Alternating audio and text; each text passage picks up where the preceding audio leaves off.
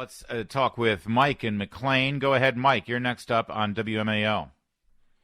I know I don't have a lot of time, so I'm going to be quick, but the vast majority of drugs in America are done on college campuses, yet it's black communities that get pulled over all the time and stop and frisk and all that.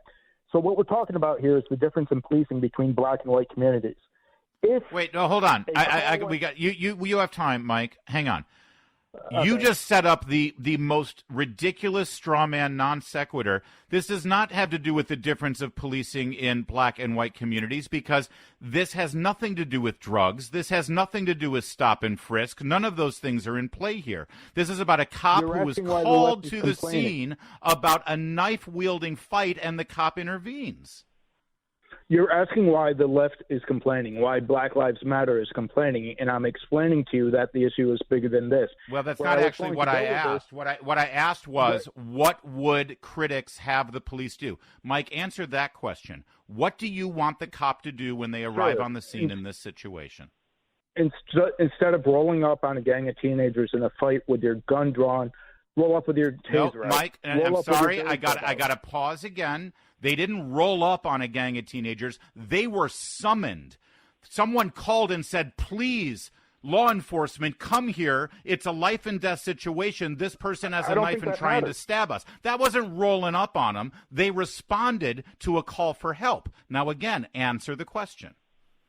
I don't think that matters. Respond with your taser out or your billy club out, not your gun pointed at a billy club. So they're 12 feet. He's about 8 to 12 feet away, I would say. A billy club is not going to stop this person while she is in mid-swing with a knife, number one. Number two, tasers. Do you know anything about the difference between how a taser acts versus a firearm?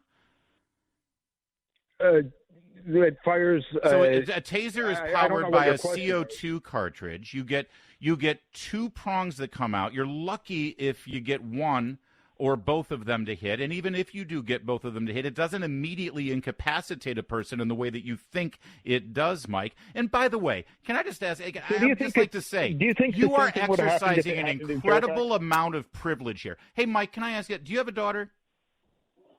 Yeah. Do you want the police officer to use a taser or a billy club on the person who's in the midst of stabbing your daughter? Of course not. What I'm telling you is that if the same thing happened here in Fairfax, though, I don't think the cop rolls up with his gun drawn. Mike, well, hold on. What do you mean? What do you mean? Of course not. Don't change the subject.